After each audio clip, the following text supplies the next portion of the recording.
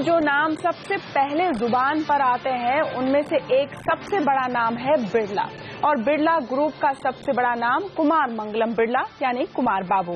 इतनी बड़ी हैसियत और बेहद विनम्र शख्सियत, मगर इन दिनों इस बड़े नाम पर कुछ काले बादल छाए हुए हैं। कोयला घोटाले में नाम आना और फिर अदालत से समन जारी होना आदित्य बिरला समूह के लिए बुरी खबर है, खासकर इसलिए भी कि बिरला घराना बिजनेस से ज्यादा अपने मंदिरों, धर्मशालाओं, स्कूलों और कॉलेजों के लिए जाना जाता है। जितनी सफेद कमीज होती है, दाग उतने ही बुरे लगते हैं।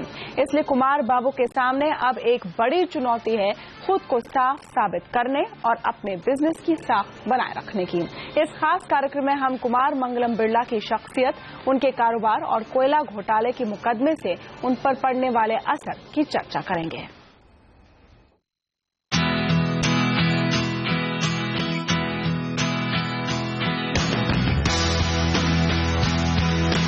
कुमार मंगलम बिरला भारतीय कॉर्पोरेट जगत की उन चुनिंदा हस्तियों में से हैं जिन्होंने करियर की शुरुआत ही एक बड़ी चुनौती से की और फिर हर चुनौती का डटकर मुकाबला किया।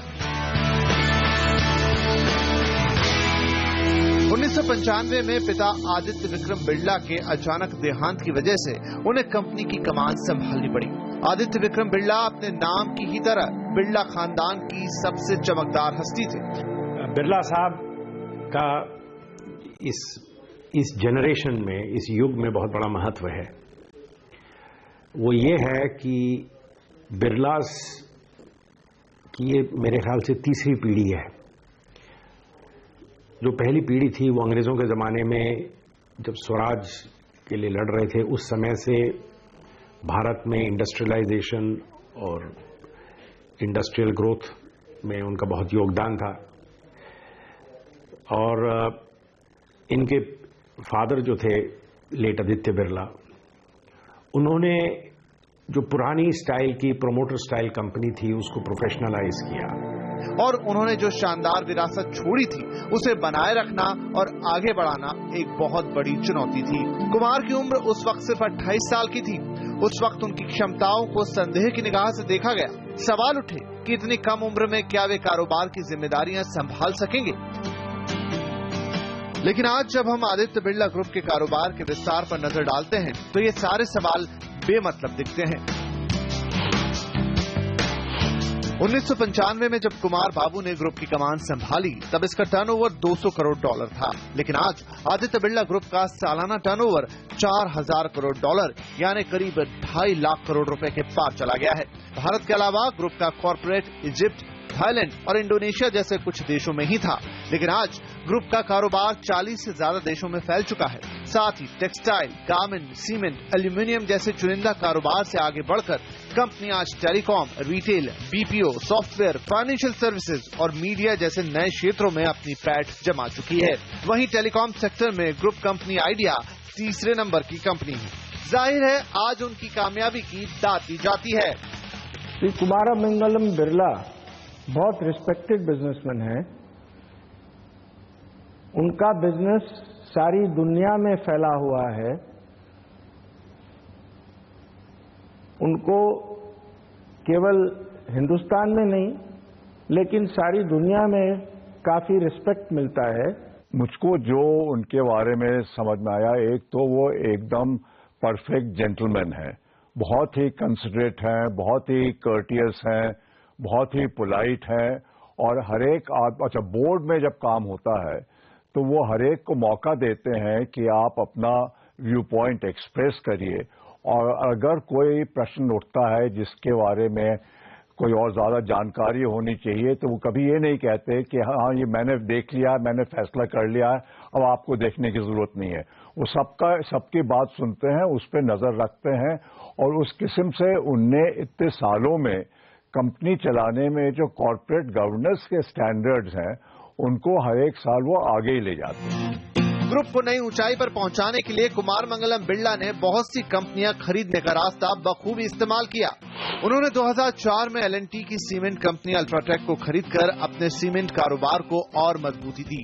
कंपनी ने 2007 में $600 करोड़ में कनाडा की एल्यूमिनियम सेक्टर की दिग्गज कंपनी नोवेलिस को खरीदकर मेटल सेक्टर में अपनी पकड़ को और मजबूत बनाया। वहीं 2011 में कोलंबिया की कोलंबियन केमिकल्स को खरीदकर वो कार्बन ब्लैक क्षेत्र में दुनिया की सबसे बड़ी कंपनी बन गई। 2012 में कुमार मंगलम बिरला ने फ्यूचर ग्रुप से पेंटालून को खरीदकर अपने पारंपरिक टेक्सटाइल और फैशन कारोबार को और मजबूत किया। इसी साल उन्होंने लिविंग मीडिया इंडिया में 27.5% हिस्सेदारी खरीदकर मीडिया क्षेत्र में भी पकड़ बनाई। कुमार मंगलम की तारीफ में कहा जाता है कि उन्होंने प्रोफेशनल्स पर पूरा भरोसा किया और मैनेजमेंट को ग्लोबल अंदाज में चलाया। एक तो उनकी पॉलिसी सबसे बड़ी शायद यह है कि उन्हें हर एक जगह बहुत ही कॉम्पिटेंट प्रोफेशनल्स को बिजनेस चलाने का कार्यभार संभालने का दिया है। ये नहीं कि वो सब चीज खुद करें, बट प्रोफेशनल से वो कंपनी चलाते हैं और बड़े प्रोफेशनल तरीके से मैनेज करते हैं। कुमार मंगलम जी ने ये जो ग्रुप था उसको एक सही तरीके से एक भारतीय मल्टीनेशनल बना दिया है और आज उनकी इन्वेस्टमेंट्स जो हैं, एक बार वो कह रहे थे कि उनकी जो एबिटा है वो भारत के बाहर से जितनी आती है उतनी भारत में है। तो ये एक ट्रूली ग्लोबल ब्रांड है आज की केएम बिरला, ना कि एक डोमेस्टिक इंडस्ट्रियलिस्ट। और उसका एक हॉलमार्क ये है कि एक जो प्रोफेशनलाइजेशन उनके ऑर्गेनाइजेशन में आया है, जो ट्रांसपेरेंसी उनके ऑर्गेनाइजेशन में आई है, जो जरूरी होती है इस किस्म का ग्लोबल ब्रांड बनने के लिए, उसके लिए वो इस जनरेशन का एक प्रतीक है। हालांकि पिछले कुछ समय से वो नई कंपनियां खरीदने की बजाय कंसोलिडेशन और आदित्य बिरला ग्रुप की पहचान मजबूत करने पर जोर दे रहे हैं। तो कुमार मंगलम बिरला के लिए सब कुछ अच्छा चल रहा था, लेकिन कोल ब्लॉक आवंटन के 10 साल पुराने एक मामले ने उनके सामने अब तक की सबसे बड़ी चुनौती खड़ी कर दी है और उनके दामन पर दाग लगा दिया।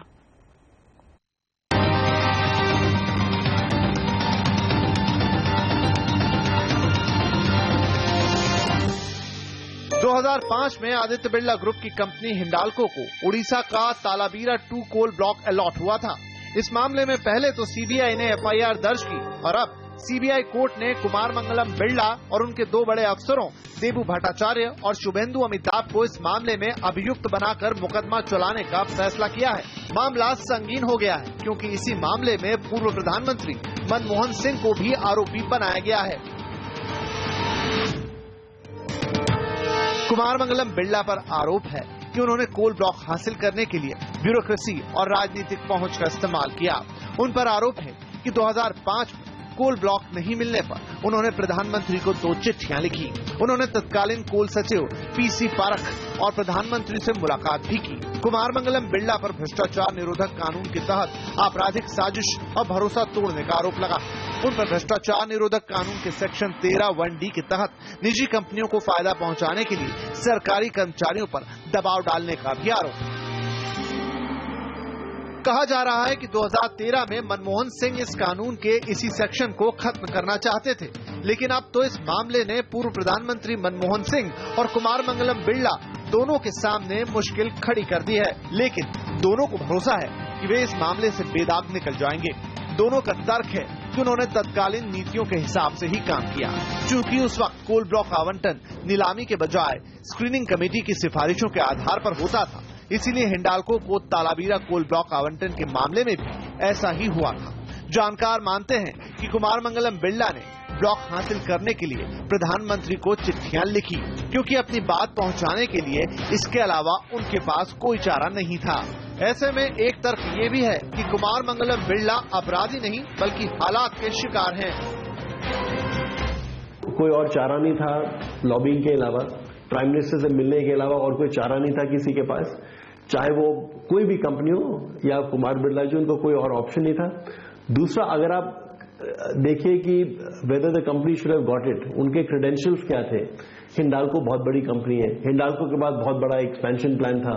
वो एक्सपेंशन प्लान, अगर कोयला नहीं मिलता वो एक्सपेंशन प्लान नहीं होता, तो उस लिहाज से कोई गड़बड़ नहीं लगती। मेरे को काफी आश्चर्यजनक लगा कि इस कोर्ट ने अपने ex prime minister Manmohan Singh ji और रिस्पेक्टेड बिजनेसमैन कुमार मंगलम बिरला को समन्स दिया है इस केस में, और ये जनरल बिजनेस पे काफी नेगेटिव सेंटिमेंट आएंगे इससे, तो ये ना होता था तो बहुत अच्छा रहता था। एक पक्ष है कि नहीं भाई पब्लिक सेक्टर को देना चाहिए, दूसरा पक्ष है कि नहीं, अगर एक फेडरल जो हमारा सिस्टम है उसमें अगर राज्य का मुख्यमंत्री आपको कह रहा है कि आप मेरे स्टेट में मेरा कोयला मेरे स्टेट में लगवाइए, आप दूसरे स्टेट में क्यों दे रहे हैं? इस पे अगर किसी ने फैसला किया तो वो चीफ मिनिस्टर के भी खिलाफ लिखा है ऑर्डर में कि उन्होंने अभी हस्तक्षेप किया। अरे एक चीफ मिनिस्टर अगर नहीं प्रोटेस्ट करेगा अगर गलत फैसले के खिलाफ, तो फिर कौन करेगा? और अगर चीफ मिनिस्टर के इंटरवेंशन को आप कहते हो कि ये हस्तक्षेप है और ये काम में बाधा डालने वाली बात है, तो ये तो बहुत बड़ी सोचने वाली बात है कि अब कोर्ट चलाएंगे देश या सरकार चलाएगी। और अगर हर सरकार का गलत फैसला अगर आप करप्शन मांगेंगे तो फिर वो भी सोचने वाली बात है। तो ये तो पूरे एक इंडिया के फंक्शनिंग पे मेरे हिसाब से एक प्रश्न चिन्ह खड़ा हुआ है, ना कि ये बिरला और मनमोहन सिंह पे हुआ। कुमार बाबू को समन जारी होने पर इंडस्ट्री ने तीखी प्रतिक्रिया दी है। CII जैसे संगठनों को लगता है कि इससे विदेशी निवेशकों में गलत संदेश जा सकता है, खासकर नीतियों की अनिश्चितता के डर से निवेशकों पर असर पड़ सकता है। इश्यू है पॉलिसी कंसिस्टेंसी का और पॉलिसी अनसर्टेनिटी का। ये एक बड़ा मुद्दा है फॉर इन्वेस्टर्स कि एक गवर्नमेंट कुछ करती है और 5 साल के बाद कोर्ट्स फाइंड इट इलीगल। तो ये एक इश्यू है जो public policy consistency, public policy transparency, public policy durability के बारे में एक फोकस सॉर्ट ऑफ बनता है, and that is very very important for investors. और विदेशी निवेश को फर्क पड़े ना पड़े, इस मामले ने बिरला की साख पर सवाल तो उठा ही दिए हैं। क्या इससे खुद कुमार बाबू और उनकी कंपनी यानी आदित्य बिरला ग्रुप की ब्रांड इमेज को झटका लगेगा? बिरला की सबसे बड़ी चुनौती के इस पहलू की चर्चा हम करेंगे इस ब्रेक के बाद।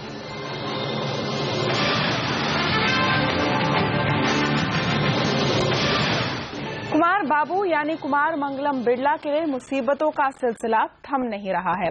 कोयला घोटाले में तो उनका नाम लगातार सुर्खियों में है ही।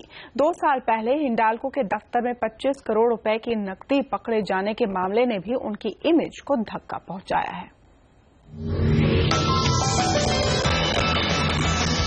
कुमार मंगलम बिरला और हिंडाल्को के खिलाफ अक्टूबर 2013 में हुई FIR के बाद हिंडाल्को के दिल्ली, मुंबई, सिकंदराबाद और भुवनेश्वर के दफ्तरों पर CBI ने छापे मारे।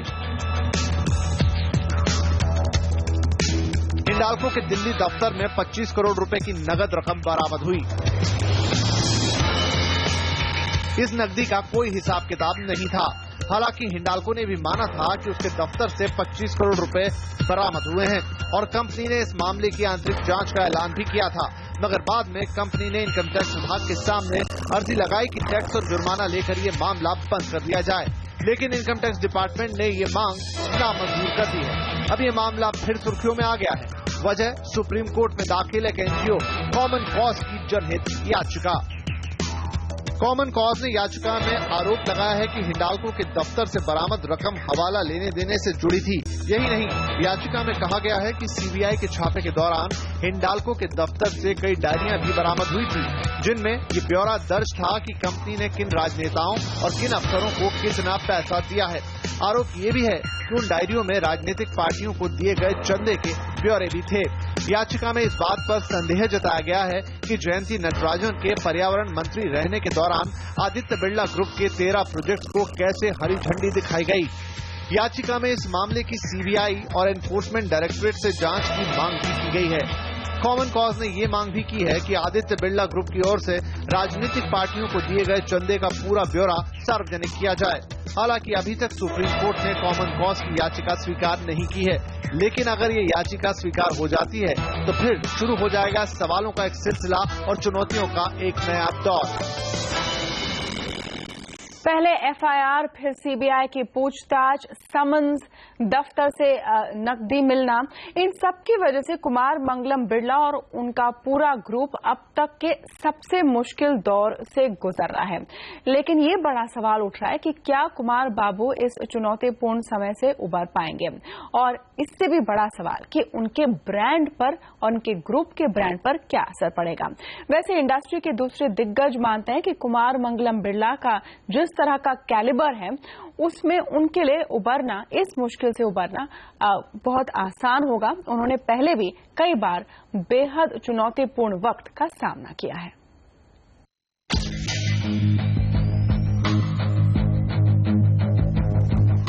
पुलिस, रेड, मुकदमा, ये शब्द ही भारत में किसी को बदनाम करने के लिए काफी हैं। कोयला घोटाले में आरोपी बनने के साथ ही कुमार बाबू और बिरला घराने की साख पर सवाल उठने लगे हैं। सवाल यह है कि क्या आदित्य बिरला ग्रुप जैसे मजबूत ब्रांड को इससे नुकसान होगा? क्या कॉर्पोरेट जगत के दिग्गज लीडर के तौर पर कुमार मंगलम बिरला की इमेज को बहुत बड़ा धक्का पहुंचेगा? मुझे लगता है कि जिस तरह गवर्नमेंट ने कुमार मंगलम बिरला के बारे में रिपोर्ट किया है और जैसे समन्स किया है, बिरला ब्रांड पे उतना असर नहीं पड़ेगा। कारण यह है कि जिस वक्त बिरला को समन किया है उसी वक्त मनमोहन सिंह को भी समन किया है। ये सीबीआई का एक तरीका है और मुझे ये लगता है कि इस समन्स पे जो कार्रवाई होगी आगे भी हो चुकी है, तो मेरे ख्याल में इसमें ज्यादा कंटेंट है नहीं। ऐसे में ये सवाल है कि क्या कुमार मंगलम बिरला अब तक के सबसे मुश्किल भरे दौर से उबर पाएंगे? कानूनी विवाद से निपटने के लिए तो वकीलों की पूरी फौज काम पर लगी है, मगर एक कॉर्पोरेट लीडर के तौर पर खुद कुमार बाबू को अब क्या करना होगा?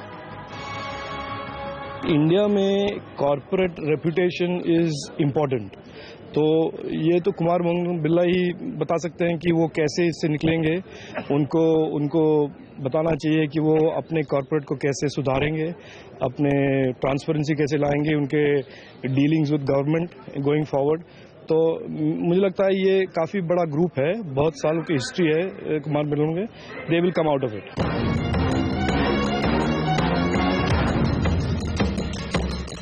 कोयला घोटाले में सिर्फ बिरला का ही नाम नहीं है। इस मामले ने सिर्फ बिजनेस और पॉलिटिक्स के अवैध संबंधों की लंबी कहानी का एक और अध्याय ही खोला है। एक बड़ा सवाल यह है कि क्या मौजूदा राजनीतिक व्यवस्था और लगातार महंगे होते जा रहे चुनावों में ऐसे घोटाले होना, ऐसे सवाल उठना स्वाभाविक ही है। देखिए, कॉर्पोरेट फंडिंग और पॉलिटिकल फंडिंग का मामला जो है वो मेरे ख्याल में थोड़ा सा हटके है, पर इससे रिलेटेड भी है। ये हम नहीं कह सकते हैं कि सिर्फ पॉलिटिकल फंडिंग के कारण से कॉर्पोरेट्स ये जो किए हैं या जो प्रॉफिट्स करने की कोशिश किए हैं वो कारण था। उसमें ये सब मिले जुले हैं और सारे पार्टी, एक पार्टी सिर्फ पैसे लिए ये बात नहीं है, सारे पार्टीज लेते हैं और सबको पता है कि कौन कितना डोनेशन दे रहा है और कितना उम्मीद करते हैं उनमें से। मैंने कई जगह देखा है उनने बिजनेस अपॉर्चुनिटी छोड़ दी है क्योंकि वो कहते हैं उसको लेने के लिए जो पॉलिटिकल रिक्वायरमेंट्स हैं वो मीट करने को तैयार नहीं है। पॉलिटिकल कंट्रीब्यूशन भी ओपनली ट्रस्ट बना के, ट्रस्ट के जरिए से कंपनी को डिस्टेंस करके वो पॉलिटिकल कंट्रीब्यूशंस को देते हैं और बिल्कुल लेजिटिमेट तरीके से देते हैं। तो मेरा तो पूरा इंप्रेशन ये है कि उनके काम करने का तरीका जो है वो एकदम लेजिटिमेट, अबव बोर्ड और स्ट्रेट फॉरवर्ड है।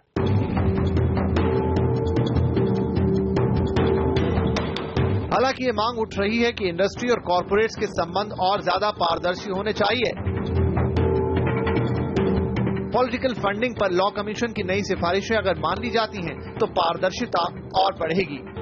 अब लॉ कमीशन ने आज ये प्रस्ताव रखा है भारत सरकार के सामने कि अगर ये जो छोटे छोटे लोग हैं जिससे आपको पैसा मिलता है, अगर इनसे जो पैसा मिला आपको, या तो ये 20 करोड़ रुपए से ज्यादा है या आपकी जो टोटल फंडिंग है ये उससे 20% से ज्यादा है, आपको ये छोटे छोटे लोगों को नाम बताने पड़ेंगे इनके।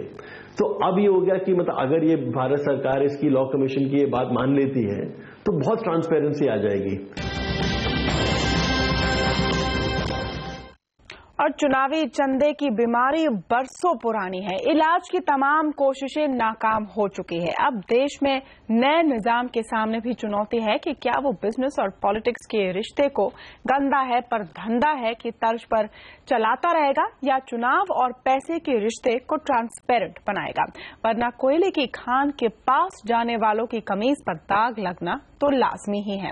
और कुमार बाबू की चुनौती अब ये है कि वो कैसे अपनी इज्जत और पुरखों की साख को न सिर्फ बचाते हैं बल्कि इस मुश्किल से और मजबूत बनकर निकलते हैं।